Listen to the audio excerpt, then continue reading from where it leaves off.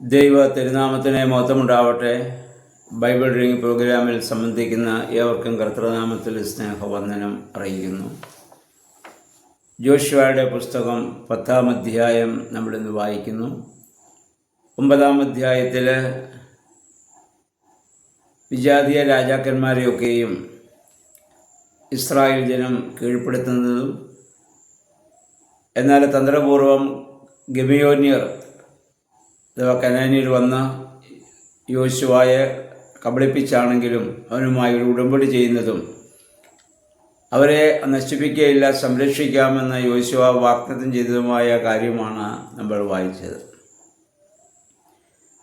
10-ാം അധ്യായത്തിൽ ഈ ഗിബെയോന്യർ യോശുവയുമായി ഉടമ്പടി ചെയ്തു എന്ന വാർത്ത മറ്റ് അവിടെ ഉണ്ടായിരുന്ന ചില നാട്ടുരാജാക്കന്മാർ അറിഞ്ഞപ്പോൾ അവർക്ക് ഗിബെയോന്യരോട് അസൂയ തോന്നുകയും അവരെ 4-5 രാജാക്കന്മാർ ഒന്നിച്ചു കൂടിയിട്ട് ഗിബെയോന്യരോട് യുദ്ധം ചെയ്യാൻ വേണ്ടി ഒരുങ്ങുകയും ചെയ്തു. കാരണം അവൻ ഞങ്ങളെ കൂടാതെ അവൻ തന്നെ രക്ഷപ്പെടുന്നു എന്നുള്ള അവരുടെ അസൂയ.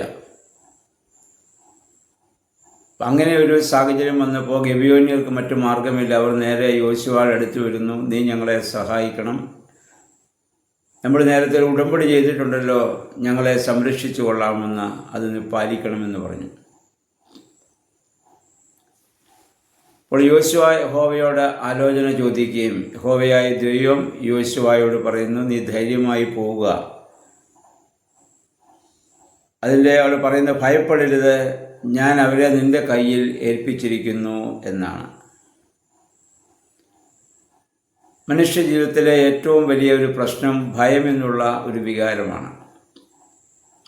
നാളെയെക്കുറിച്ച്, ഭാവിയെക്കുറിച്ച്, ശാരീരികമായ അവസ്ഥകളെക്കുറിച്ച്, സാമ്പത്തികമായ ആ നിലകളെക്കുറിച്ച്, മക്കളെക്കുറിച്ച്, ഇങ്ങനെ ഒരുപാട് ആകുല ചിന്തകൾ, ഭാരങ്ങൾ, ഭയം എപ്പോഴും മനുഷ്യനെ ഭരിച്ചുകൊണ്ടിരിക്കും. ഈ ഭയത്തെ അതിജീവിക്കാനുള്ള ഏകമാർഗം ദൈവികമായ സാന്നിധ്യമാണ്. നമ്മുടെ കർത്താവ് ഭയപ്പെട്ടും നിരാശപ്പെട്ടും തൻ്റെ ക്രൂശ് മരണശേഷം വാതിലടച്ചിരുന്ന സ്ത്രീഹന്മാരുടെ നടുവിൽ വന്ന് പറഞ്ഞത് നിങ്ങൾക്ക് സമാധാനമെന്നാണ്. കർത്താവ് കാണുമ്പോഴൊക്കെയും അവർക്ക് കൊടുത്തിട്ടുള്ളത് സമാധാനമാണ്. ഈ സമാധാനമാണ് പ്രാർത്ഥിക്കുമ്പോൾ നമുക്ക് ലഭിക്കുന്നത്, ദൈവവചനം വായിക്കുമ്പോൾ നമുക്ക് ലഭിക്കുന്നത്. ജീവിതത്തിൻ്റെ ഏതൊരു പ്രതിസന്ധി ഘട്ടങ്ങളെയും തരണം ചെയ്യുവാൻ സാധിക്കുന്നത് ദൈവ സാന്നിധ്യ ബോധ്യമാണ്. അത് പ്രാർത്ഥനയിലൂടെ, ആരാധനയിലൂടെ അല്ലാതെ നമുക്ക് ലഭിക്കുകയില്ല. ഞാനെന്ന ഭാവം നമ്മിൽ നിന്ന് മാറണമെങ്കിലും ദൈവം നമ്മിൽ വസിക്കുന്ന അനുഭവം ഉണ്ടാവണം.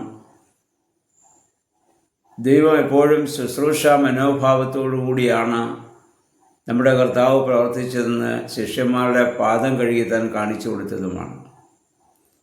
ആ താഴ്മയും എളിമയും നമുക്കുണ്ടാകണമെങ്കിൽ ദൈവാത്മാവ് നമ്മിൽ വസിക്കണം. അങ്ങനെയുള്ള ഒരു വ്യക്തിക്ക് ഒന്നിനെയും ഭയപ്പെടേണ്ട യാതൊരു കാര്യവുമില്ല. അപ്പം അങ്ങനെ എന്നിട്ട് പറയുന്നത് യഹോവയായ 8-ാം വാക്യത്തിൽ പറഞ്ഞാൽ നേരത്തെ തന്നെ അവരെ നിന്റെ കയ്യിൽ ഏൽപ്പിച്ചിരിക്കുന്നു എന്നാണ്. അവരോട് യുദ്ധം ചെയ്യാൻ പോകുന്നതേ ഉള്ളൂ. യുദ്ധം ആരംഭിക്കുന്നതിന് മുമ്പ് തന്നെ വിജയം പ്രഖ്യാപിക്കുന്ന ഒരവസ്ഥ. ഇതെന്തോ ഒരു ധൈര്യം, എന്തോ ഒരു പ്രത്യാശ നൽകുന്ന അനുഭവമാണിത്. നമുക്കിന്ന് യുദ്ധം പിശാചിനോടാണെന്ന് നമുക്കറിയാം, പൈശാചിക പ്രലോഭനങ്ങളോടാണ്. ദൈവം നമുക്ക് വാഗ്ദത്തം ചെയ്തിരിക്കുന്നു, അതിനെ ജയിക്കുവാൻ നമുക്ക് സാധിക്കണമെങ്കിൽ നമ്മൾ ദൈവത്തോട് ചേർന്ന് നിൽക്കണം. അപ്പോൾ മാത്രമേ പിശാചിനെ എത്ര വലിയ ശക്തിയായിട്ടുള്ള പൈശാചിക തന്ത്രങ്ങളെയും ഉപായങ്ങളെയും പ്രലോഭനങ്ങളെയും ഒക്കെ നമുക്ക് അതിജീവിക്കുവാൻ സാധിക്കുകയുള്ളൂ. മഹാത്മാഗാന്ധി പറഞ്ഞത് ഓർക്കുക, പ്രാർത്ഥന എന്നത് പ്രഭാതത്തിൻ്റെ താക്കോലും സന്ധ്യയുടെ ഓടാമ്പലുമാണ്. പ്രാർത്ഥനയോടുകൂടി ഒരു ദിവസം ആരംഭിക്കുക, പ്രാർത്ഥനയോടുകൂടി സമാപിക്കുക. അങ്ങനെയുള്ള ഒരു വ്യക്തിക്ക് ഈ ഭൂമിയിൽ ഒന്നിനെയും ആരെയും ഭയപ്പെടേണ്ട യാതൊരു കാര്യവുമില്ല. കാരണം വലിയൊരു പോസിറ്റീവ് എനർജി നമുക്ക് ചുറ്റുമുണ്ടാവും. അഗ്നി തുല്യമായ വലിയ ഒരു സംരക്ഷണമാണ് പ്രാർത്ഥന എന്ന് പറയുന്നത്. അവിടെയാണ് ദൈവത്തിൻ്റെ ആ വലിയ സാമീപ്യം, ഒരു പോസിറ്റീവ് എനർജി നമുക്ക് ഇങ്ങനെ ലഭിച്ചുകൊണ്ടിരിക്കും. ഏതൊരു പ്രതിസന്ധിയും തരണം ചെയ്യാനുള്ള ഒരു മാനസികമായ അവസ്ഥയിലേക്ക് നമുക്ക് ഉയരാൻ സാധിക്കും.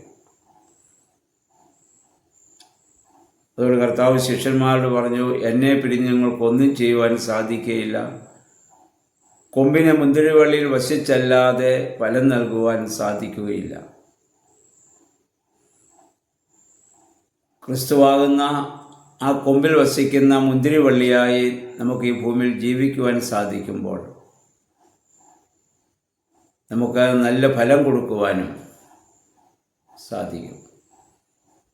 പക്ഷേ പ്രതിസന്ധികളുണ്ട്. അതുകൊണ്ടാണ് പറഞ്ഞത്, കായ്ക്കുന്ന കൊമ്പുകളെ ഞാൻ ചെത്തി വെടിപ്പാക്കും.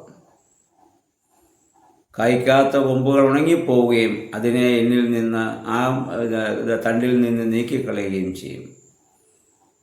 ഇവിടെ ചെത്തുന്ന അനുഭവം വാസ്തവത്തിൽ വേദന ഉളവാക്കുന്ന അനുഭവം തന്നെയാണ്. ഇതാർക്കാണ് ഉണ്ടാകുന്നത്? ആ കൊമ്പിൽ നിൽക്കുന്ന വള്ളിക്കാണ്. എന്തിനാണ് ചെത്തുന്നതെന്ന് യോഹന്നാൻ്റെ സുവിശേഷം 15-ാം അധ്യായത്തിൽ കർത്താവ് പറഞ്ഞല്ലോ, അധിക ഫലം കായ്ക്കേണ്ടതിനാണ്. അപ്പം ഒരു വിശ്വാസിയുടെ ജീവിതത്തിൽ ശോധനകളോ വേദനകളോ കഷ്ടങ്ങളോ പ്രതിസന്ധികളോ ഒക്കെ ഉണ്ടാകുന്നെങ്കിൽ അവൻ നശിക്കാൻ വേണ്ടിയല്ല, ആത്മാവിൽ അധിക ഫലം കായ്ക്കാൻ വേണ്ടി ദൈവം ചെയ്യുന്ന ക്രമീകരണമായിട്ട് മാത്രം അതിനെ കാണുവാനും ആ രീതിയിൽ തന്നെ ഉൾക്കൊള്ളുവാനും നമുക്ക് സാധിക്കണം. എന്നിട്ട് ഗിബിയോനിൽ അല്ലെങ്കിൽ ഇവരോട് യുദ്ധം ചെയ്ത ഗിബിയോനിയോട് യുദ്ധം ചെയ്യാൻ ഒരുങ്ങിയ 5 രാജാക്കന്മാരാണ്. അവരെ എല്ലാം യോശുവയുടെ മുമ്പിൽ അവസാനം പിടിച്ചുകൊണ്ടുവരികയും യോശുവ ഇസ്രായേലിലെ പുരുഷന്മാരോട് പറയുന്നു, നിങ്ങളുടെ കാൽ അവരുടെ കഴുത്തിൽ നിങ്ങൾ വിൽക്കുക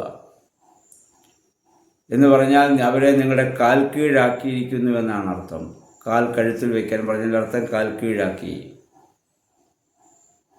റോമാലേഖനം 16-ാം അധ്യായം 20-ാം വാക്യം പൗലോസ്ലീഹ പറഞ്ഞു, സമാധാനത്തിൻ്റെ ദൈവം ഉടൻ തന്നെ പിശാചിനെ നിങ്ങളുടെ കാൽ കീഴാക്കി തകർത്ത് കളയും.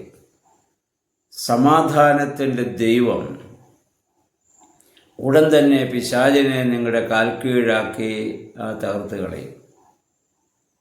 ദൈവം സമാധാനത്തിൻ്റെ ദൈവമാണ്, ഭയം നീക്കുന്ന ദൈവമാണ്. ആ ദൈവത്തോട് ചേർന്ന് നിൽക്കുമ്പോൾ പിശാചിനെ നമ്മുടെ കാൽ കീഴാക്കാൻ നമുക്ക് സാധിക്കും. ഇല്ലെങ്കിൽ പിശാച് നമ്മെ അവൻ്റെ കാൽ കീഴാക്കും.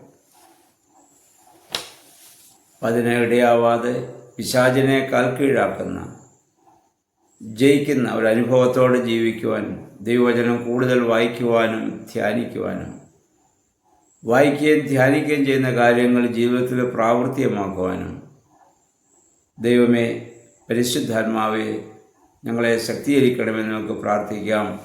ദൈവം അതിന് നമ്മെ സഹായിക്കുമാറാകട്ടെ.